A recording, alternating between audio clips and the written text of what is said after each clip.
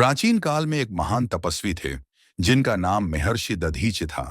महर्षि दधीचि की माता का नाम शांति और पिता का नाम अथर्व था। उन्होंने अपना पूरा जीवन शिव भक्ति में बिताया। महर्षि दधीचि वेद, शास्त्र आदि के पूर्ण ज्ञाता थे। दधीचि एक महान तपस्वी और प्राचीन काल के प्रसिद्ध महर्षि थे। उनकी पत्नी का नाम गभस्तिनी था। महर्षि दधीचि वेद स्वभाव से बहुत दयालु थे। वे हमेशा दूसरों का भला करना अपना परम कर्तव्य मानते थे।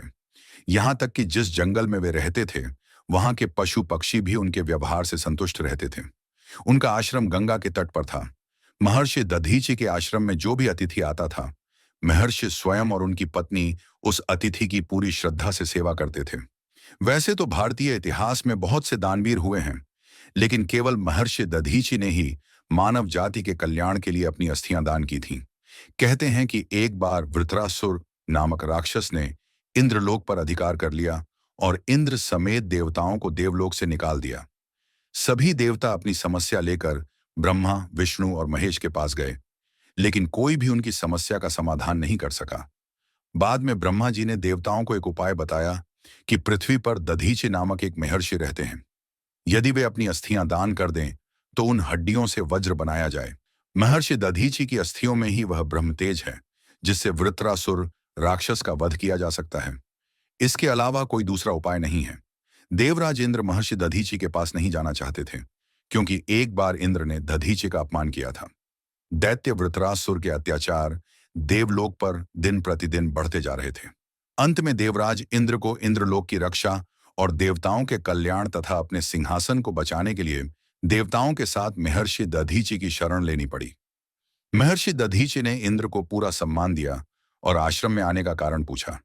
जब इंद्र ने महर्षि को अपनी व्यथा सुनाई तो दधीचि बोले, मैं देवलोक की रक्षा के लिए क्या कर सकता हूं?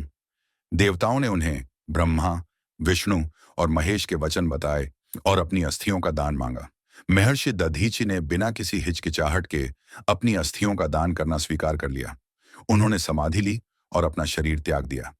उस समय उनकी पत्नी आश्रम में नहीं थी। महर्षि ने योग की सहायता से अपना शरीर त्याग दिया। महर्षि के शरीर की त्वचा, मांस और मज्जा उनके शरीर से अलग हो गए। अब केवल हड्डियों का एक कंकाल बचा था। महर्षि दधीचि ने देवताओं के कल्याण के लिए अपने शरीर का त्याग कर दिया, लेकिन जब उनकी पत्नी गभस्तिनी आश्रम में वापस आई तो वह अपने पति के शरीर को देखकर रोने लगी और सती होने की जिद करने लगी।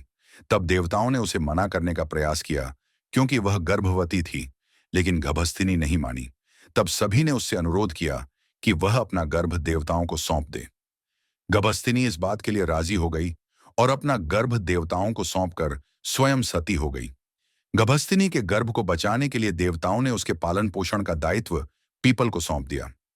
कुछ समय बाद गर्भ बड़ा होकर शिशु के रूप में विकसित हुआ और पीपल द्वारा शिशु का पालन पोषण करने के कारण उसका नाम पिप्पलाद पड़ा। इसीलिए दधीचि के वंशज दधीचि कहलाए। महर्षि दधीचि की हड्डियों से वज्र और 3 धनुष बने थे। देवशिल्पी विश्वकर्मा ने दधीचि की हड्डियों से वज्र बनाया था।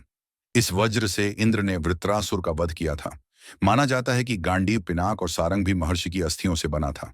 गांडीव जो अग्निदेव के पास था, जिसे अर्जुन ने ले लिया था। पिनाक भगवान शिव के पास था, जिसे रावण ने ले लिया था। इसके बाद यह परशुराम के पास गया और फिर राजा जनक के पास। श्री राम ने राजा जनक की सभा में पिनाक धनुष तोड़ दिया था। सारंग विष्णु भगवान के पास था, जो बाद में राम के पास और फिर श्री कृष्ण के पास गया था।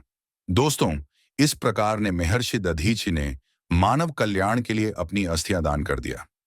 कहानी हमें यह सिखाती है कि सच्चे प्रेम, बलिदान और त्याग का महत्व जीवन में कितना बड़ा होता है।